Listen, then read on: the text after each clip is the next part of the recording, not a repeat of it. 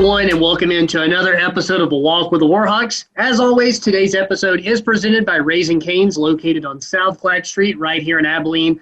Stop by. Usually when you go through the drive-thru, they're like, hey, you want some chicken today? The answer is pretty much always yes.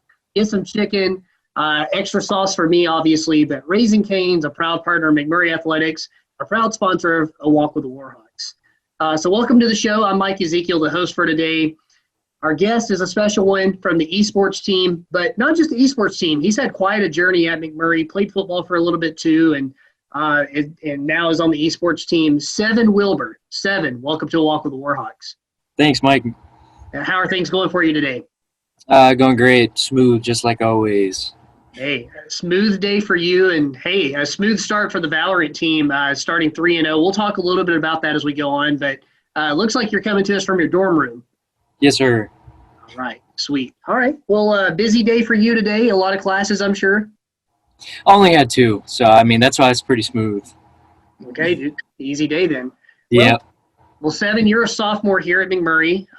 It's been quite a journey for you, man. And, my first kind of, interaction with you was, I guess, early as a freshman during football. You kind of came in as a wide receiver and got hurt during a preseason fall scrimmage. It was very unfortunate, and that pretty much, I believe, ended your football career. So, obviously, that was a little tough, and I'm sure your original plans at McMurry changed after that. Just kind of talk about, coming to McMurry, what brought you to McMurry originally, and, the decision-making process to come here, and then I guess how things changed up until that point. Well, yeah, when I first came to McMurray, I liked everything about it. I live in a small town. Everything was just near each other and stuff. And then, when it comes to academics, I liked how all the professors and stuff, they just teach. And that's what I basically liked about it. Then the bonus was football. So, it was very unfortunate for me, especially during that scrimmage. I had to make a decision this year personally just to, see where I was going, especially since I joined esports last year. So, that's about the whole capiche for me about the whole thing about the season and injury. And, hey, we're going to talk about the triumphant part of all of that because esports has obviously worked out for you really well. But do you ever kind of wonder, what might have been if, things were different with football?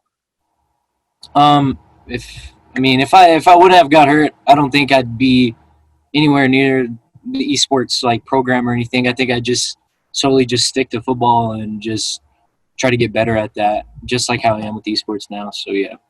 Absolutely. And it seems like blessings sometimes just come in a strange way, but here you are now with the esports team. You joined in February originally just for League of Legends. But then this year it was announced that Valorant would be added. And, it was going to be kind of an experimental deal, a new sport, a new game for the esports team. And now you're actually coaching that team as a captain. And the Valorant team is undefeated at the top of the standings. One game remaining to hopefully finish 4-0 for the regular season. So, Seven, obviously, that's kind of a triumphant end to your story so far up to this point. You said 2 years ago. But what has it been like adding Valorant this year, being a part of that and being a part of the esports program at this point? When I first, when I found out about the esports team, I was, really interested, especially with football and, just with my ankles. So, with that, I just, if I can't do football, I'm just going to take a different angle and just go to esports. And so, I had a talk with my parents, and they're like, yeah, do it. You're good at it. You love it. You really commit your time to that and in football. So I was just like, I'll just lay down football, just because of just personal stuff and stuff like that. But, being a team captain of Valorant and stuff and what it's meant to me, it's not just me. It's all those guys. We've had two dudes that are just brand new, but they've progressed so much.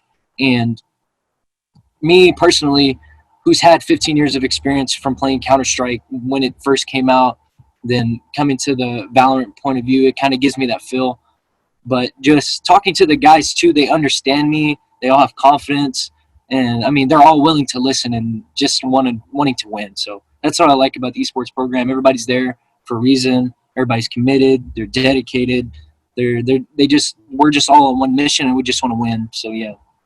Yeah, started out as a substitute essentially for the League of Legends team, and now you're captaining an undefeated Valorant team. And That's just awesome in itself, Seven. But for you personally, just talk about what esports means to you, because some people may be watching this, with an interest in McMurry Athletics. Esports is very new to our program, only in our second year. Esports is kind of new in general. A lot of people may not understand what all goes into esports. So, maybe for somebody that doesn't really know as much, kind of talk about, why you think esports is important and how it's grown so much in the last few years. Like a school like ours, we have a lot of athletic programs: softball, baseball, football, soccer, basketball, etc. And then you got kids that are coming to school here and they want to do something else instead of academics. They want to join social clubs. They want to be involved with others.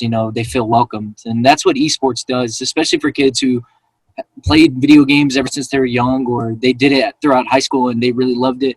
Then esports, it just gives you another opportunity to make a leap in something and build your career on. And for me, that's how I'm doing it. I'm willing to expand my career in esports, from broadcasting to being an analyzer, etc.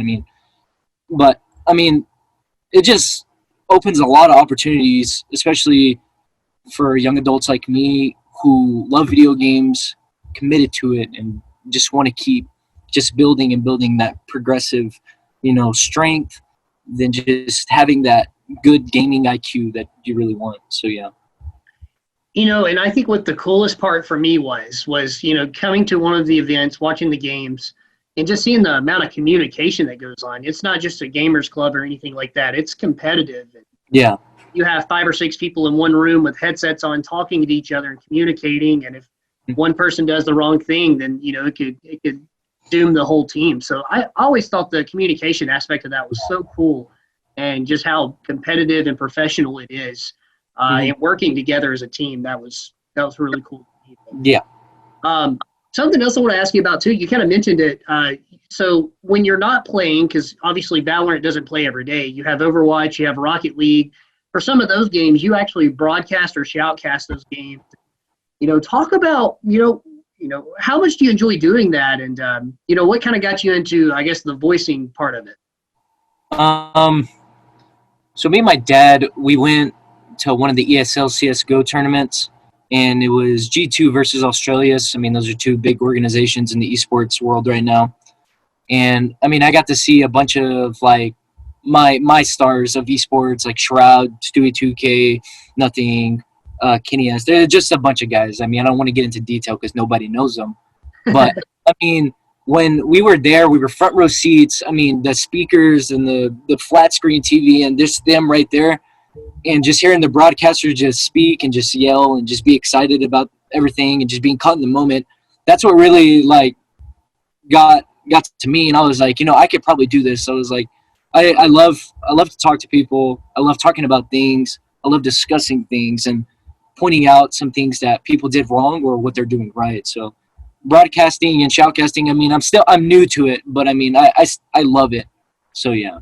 Seven, we talked a lot about esports. We've talked a lot about your career. But now, man, it's time to ask you the hard-hitting questions. Are you ready for rapid fire? I guess.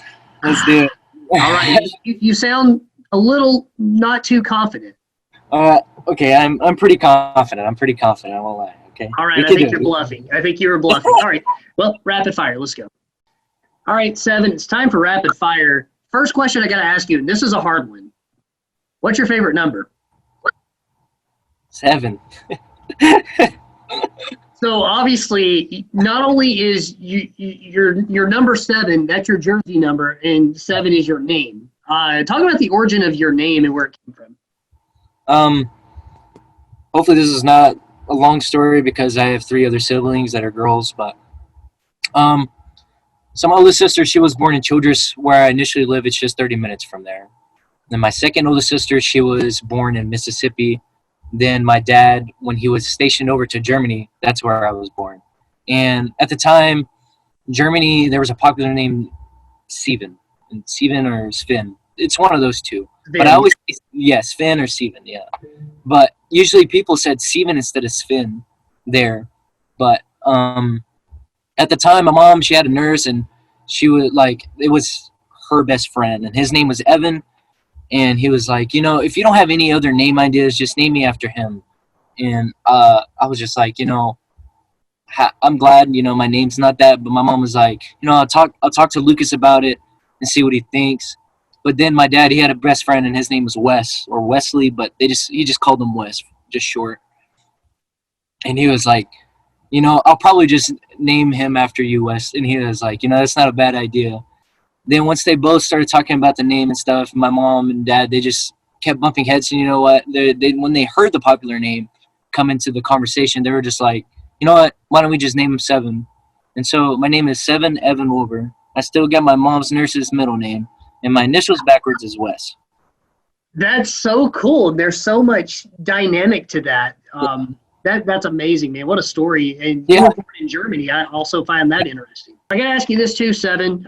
Your gamer tag is Shadow7. What goes into coming up with a gamer tag, and how did you come up with yours? When I first started gaming, mine was just Shadow Guard, but guard was spelled Gaurd, like the normal guard. Or no, it's the backwards guard. I just put the A before the U because I was pretty young. I didn't know how to spell at the time, but I mean, it was just Shadow Guard the whole time. Then I was just getting tired of seeing the underscore, then guard, and I was just like, I'm just going to go with Shadow. Then, like, in today's world, I mean, some games, they want numbers and stuff, and you don't have to do that, but my name is likely to be taken, like, 95% of the time because it's a simple name. So I was just like, I'm just going to do Shadow7. People just know me because I put a 7 at the end of it, so yeah, that's basically how, like, the origin of my gamer tag came in.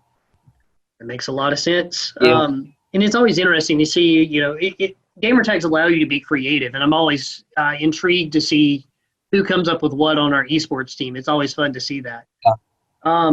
So obviously we know you're a gamer. We know that actually your dad's involved with you doing gaming as well and things like that. I think he helped you shadowcast a game.